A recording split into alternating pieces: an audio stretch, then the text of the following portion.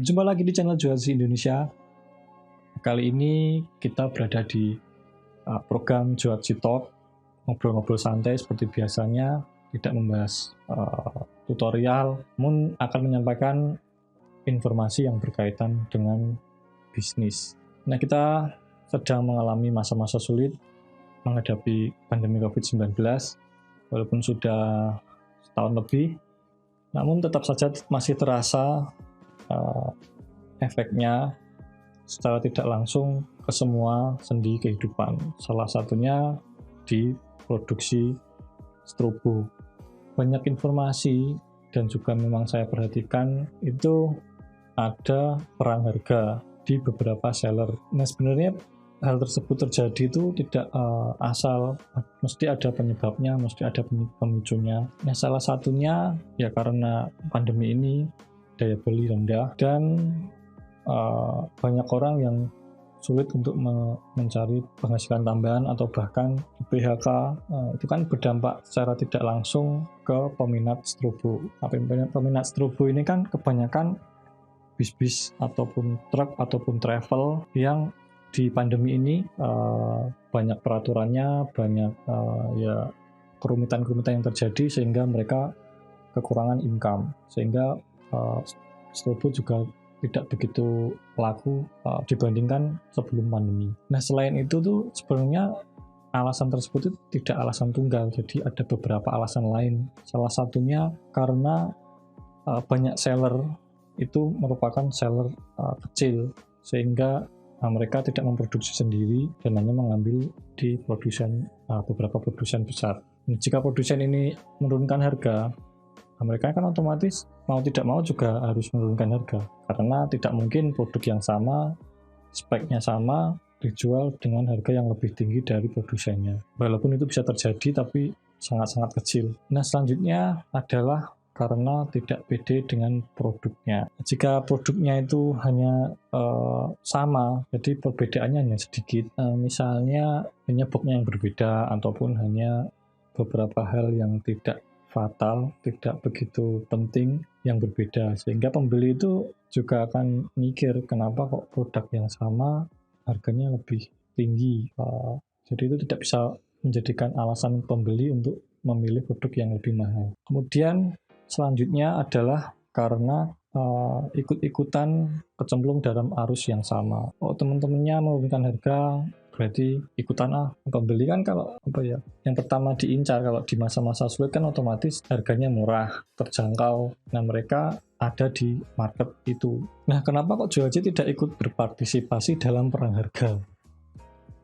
Nah, itu ada beberapa alasan. Yang salah satunya itu karena produk Juazi dibuat dari nol, tidak rekanan dengan siapapun, maksudnya tidak mengambil part atau maksudnya part yang inti ya. Jadi di dalam modul itu kan ada beberapa part, misal IC-nya ataupun isinya ataupun rangkaiannya, itu tidak mengambil dari seller manapun. Jadi Juazi membuat sendiri dari nol, bahkan berbeda dengan yang di pasaran. Kebanyakan kalau di strobo itu dibuat dari Pro Mini. Nah, di Juazi dibuat dengan Atmega DIP, atau di produk yang baru dibuat dengan WiFi, koneksinya di Juazi masih Bluetooth. Nah, hal seperti itu yang membuat produknya itu tidak bisa dibandingkan dengan produk lain. Jadi memiliki market tersendiri, tidak ikut serta dalam perang harga. Hal yang lainnya tentang dokumentasi. Nah, di seller lain mungkin tidak banyak yang mendokumentasikan produk itu dengan lengkap, dengan detail, dengan tutorial yang pokoknya dari awal sampai akhir tuh bisa diterima calon pembeli, baik dari video maupun koneksi LED. Jadi rangkaian LED-nya itu seperti apa tuh kalau di Juazi di manage secara detail. Kemudian tentang brandingnya itu dulu sudah pernah dibahas sih sebenarnya. Jadi branding itu nantinya akan menjadi alasan kuat untuk memikat pelanggan. Menggait pelanggan itu penting. Nah, bagaimana cara menggait pelanggan? Maksudnya itu sampai ke pembeli. Mereka juga merasakan, ternyata ciri khasnya seperti ini, ataupun ternyata pembedanya tuh di sini. Nah, mereka akan suka. Sama kalau kita membeli suatu smartphone, kan banyak merek itu, tapi pasti ada yang disukai. Misalnya ada yang suka Oppo, Nah itu kan ada alasan kenapa kok suka Oppo, bisa desainnya, bisa OS-nya, kan kalau di Oppo ada Color OS, kalau di Xiaomi ada apa MIUI. Nah itu pasti user tuh ada yang sudah terlanjur jatuh cinta dengan produk itu, walaupun nantinya ada produk yang baru, semua brand mengeluarkan produk yang baru, yang sekelas. Nah itu kan kalau pelanggan nanti akan memilih yang brand yang sudah disukai tersebut. Nah kemudian alasan lainnya adalah manajemen produknya. Jadi di Xuazi itu menggunakan sistem IMEI seperti smartphone. Nah, kenapa kok harus ada IMEI? Nah, di IMEI tersebut akan mengandung data-data produk yang kita beli. Misalnya tanggal pembeliannya tanggal berapa, terus nanti produknya itu ada masalah apa, spesifikasinya kayak gimana, atau ada informasi yang penting di produk tersebut itu ada di IMEI-nya itu. Nah di IMEI itu kan diwakili oleh QR code. Kalau kita scan nanti langsung keluar detail tentang produk tersebut. Mulai dari itu tadi historinya itu ada di situ. Nah kalau kebanyakan yang dijual ya cuma dijual aja, tidak tahu itu produksi kapan, tidak tahu speknya gimana, informasinya gimana. Nah kalau pakai IMEI semuanya akan jadi satu. Kemudian di Xuazi juga memikirkan after sales-nya. Nah ini juga penting.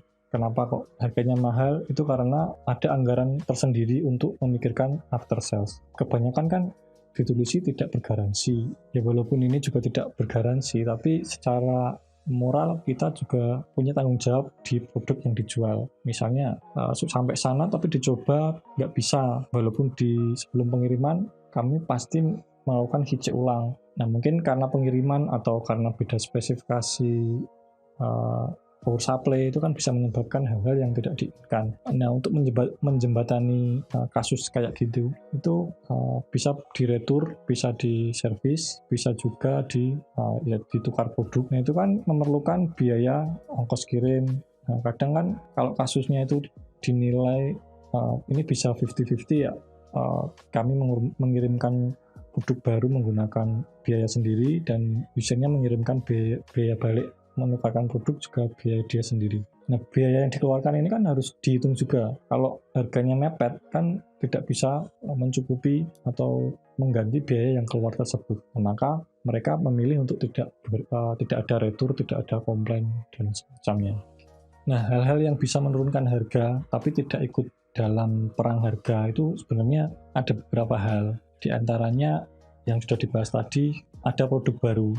Jadi kalau ada versi yang baru, otomatis versi yang lama itu harganya semakin turun. Nah itu normal, bukan karena perang harga, karena ada produk yang diunggulkan. Otomatis produk yang lama itu akan berangsur harganya turun secara alami, bukan karena ikut perang harga. Nah yang lainnya bisa melalui pintu belakang. Maksudnya pintu belakang ini tidak dipublish di marketplace. Harganya itu misalnya marketplace harganya 180 misalnya, tapi untuk para reseller atau konsumen yang baru itu bisa menggunakan fitur nego ataupun menggunakan item produk yang lain dengan harga yang lebih murah tapi mendapatkan produk yang harganya 180 tadi. Tentu saja dengan beberapa pertimbangan, tidak asal misalnya harus membeli dua ataupun harus melalui di luar marketplace, misalnya transfer langsung dan beberapa hal lainnya. Kemudian yang selanjutnya menggunakan fitur cashback ataupun diskon ataupun gratis ongkir ataupun flash sale, program yang didesain untuk menurunkan harga ataupun membuat promosi. Jadi harga yang normal itu akan tetap terjaga di segitu, misalnya 180 ya harganya segitu. Kemudian ada flash sale misalnya harganya 150 misalnya. Kalau program flash sale-nya selesai kan otomatis kembali ke harga segitu dan tidak ada komplain lagi kok harganya nggak 150 lagi, lah kan programnya sudah selesai. Hal lainnya seperti endorsement ataupun misalnya kamu pengen produk yang harganya 180 tapi pengen harganya turun ataupun bahkan gratis. Nah itu bisa dengan cara endorse. Kami mengirimkan produknya terus kalian mereview ke channel YouTube ataupun Instagram ataupun apapun, yang tentunya ada pertimbangan-pertimbangan yang bisa menjalin kerjasama di endorsement. Nah di video ini bukan kami bermaksud untuk memusuhi ataupun membenci seller lain, tidak sama sekali. Ini hanya untuk informasi kenapa kok terjadi suatu perang harga dan kami tidak ikut ke dalamnya, itu karena hal-hal yang sudah saya jelaskan tadi.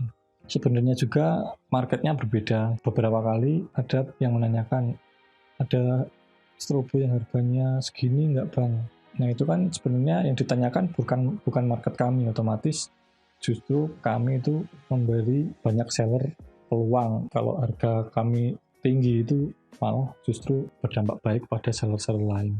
Reseller kami juga akan terbantu karena harga di publish kami tinggi, jadi mereka bisa menjual dengan harga yang lebih murah, namun tetap mendapatkan untung karena harga resellernya akan berbeda dengan harga yang dijual di marketplace. Oke, video kali ini sepertinya cukup dulu sampai di sini. Mungkin di video yang lain akan disambung. Kita tunggu perkembangannya seperti apa, ataupun besok akan membahas hal yang lainnya. Yang penting kalian tetap berkarya, tetap sehat-sehat saja. Kalau misalnya produk kami dinilai mahal, kami sudah nge-share ilmu, kalian bisa membuatnya sendiri. Jadi tidak ada alasan kok harganya mahal sekali bang, ya silahkan buat sendiri. Kami sudah sediakan ilmunya, sudah dikasih tahu bahan-bahannya, kalian bikin produk yang lebih bagus dan harga yang bersaing. Oke, sampai jumpa di video yang lain. Terima kasih sudah menonton sampai akhir dan dadah.